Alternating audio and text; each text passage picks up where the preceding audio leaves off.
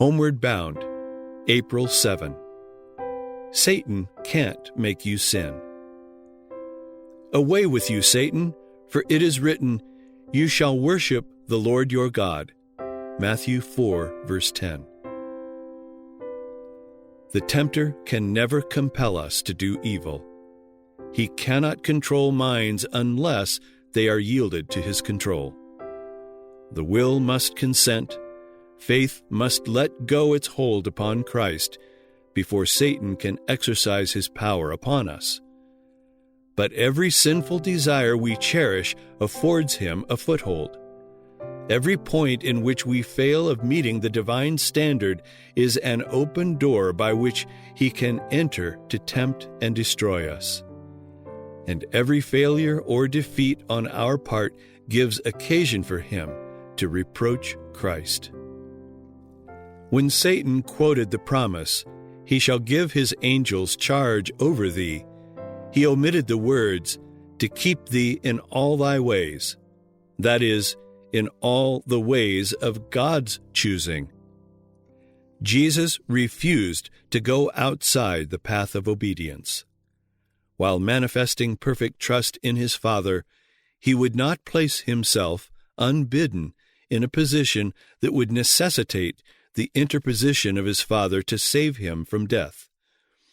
He would not force Providence to come to his rescue and thus fail of giving us an example of trust and submission. Jesus declared to Satan, "It is written again, thou shalt not tempt the Lord thy God." These words were spoken by Moses to the children of Israel when they thirsted in the desert and demanded that Moses should give them water, exclaiming, "Is the Lord among us or not?" God had wrought marvelously for them, yet in trouble they doubted him and demanded evidence that he was with them. In their unbelief they sought to put him to the test, and Satan was urging Christ to do the same thing.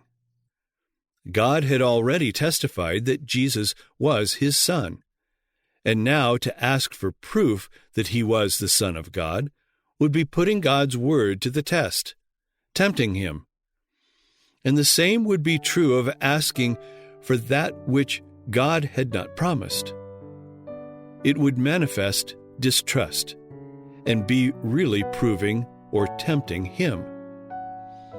We should not present our petitions to God to prove whether he will fulfill his word, but because he will fulfill it.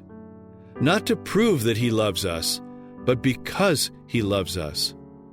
Without faith, it is impossible to please him.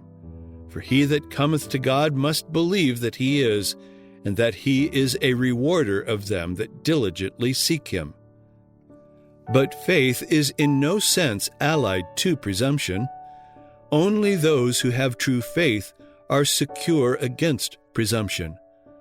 For presumption is Satan's counterfeit of faith.